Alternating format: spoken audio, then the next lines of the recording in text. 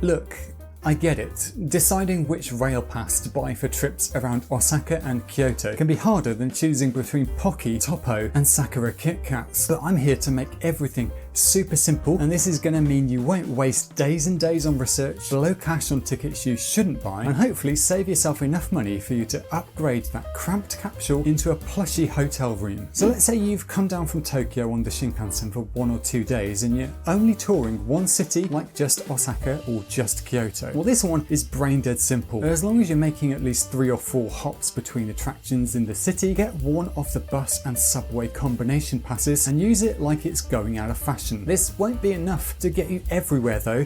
You'll still need an IC card like Ikoka or Suica to pay for journeys on other trains in the city. For example, in Kyoto, taking a JR train is the best way of getting to Hiroshima. Also, you may want to use the Keihan or Hankyu railways to reach places not covered by the subway. And in Osaka, the JR loop line can be the quickest route to get to some of the major attractions. Okay, so far so good, but perhaps you're planning to explore multiple cities over a few days. Maybe you're going to use Kyoto as a base to go see Osaka, Nara and Kobe. For most people, just using an IC card is fine for travelling between cities because if we check the fares, they're not particularly expensive. But wait, because if you do several journeys that add up to more than 3,000 yen, you can make some big fat savings with a ticket you've probably never heard about. It's the JR Kansai Mini Pass. For 3,000 yen, you get unlimited travel on JR's commuter trains. If you do a couple of day trips, it can easily pay off. For example, a round trip to Kobe, a day trip to Nara and then one to Osaka totals around 4,800 yen. The incredible part about this pass is that it also includes trains to and from Kansai Airport, just not on the Haruka Limited Express. So if you're flying into Kansai Airport and you don't mind taking the slightly slower Airport Rapid train, absolutely check out the Mini Pass. And I'm sure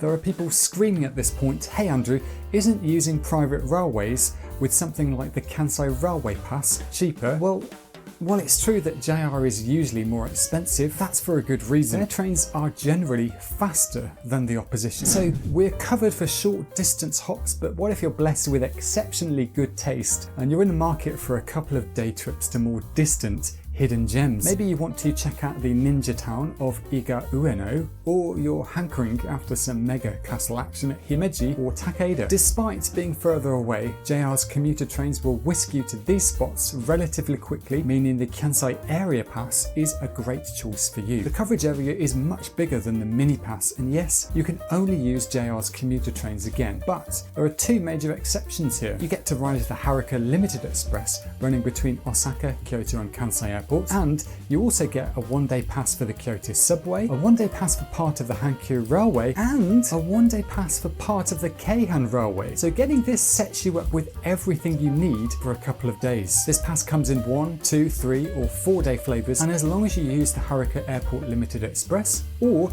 you make a couple of longer distance day trips, it's really easy to make this pay off. My ninja hack with this one is to make the most of the access to the Haruka Limited Express, because while you only get 2 reservations, you can sit in non-reserved seats for as many journeys as you like. And this means that if you want to get between Osaka and Kyoto during rush hour without being crushed on the commuter trains, then you can just hop on the Haruka instead, and it's much more relaxing. If you're finding this video useful for figuring out what pass to get, then go drop me a thumbs up and let me know in the comments which one you decided to buy in the end. If the cities in Kansai aren't enough for you and you've got the strength of character to stick out a strenuous train ride for a couple of hours, then you should probably take an adventure beyond the urban jungle. And if that's you, then there are 2 other passes you should consider. Upon the north coast of Kyoto Prefecture are Amanohashidate, Ine and Kinosaki Onsen, roughly 2 hours away from Kyoto and Osaka. Takamatsu and the art island of Naoshima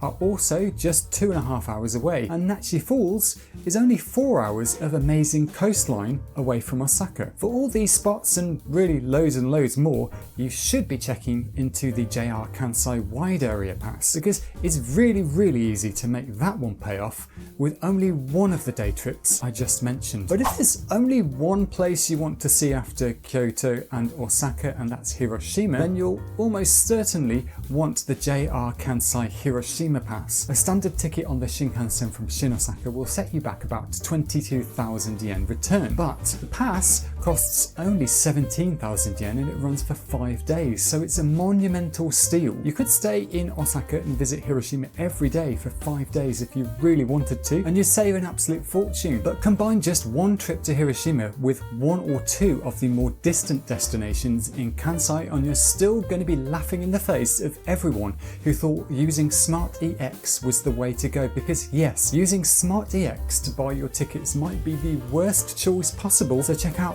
this video up here to learn about some much better alternatives. See ya.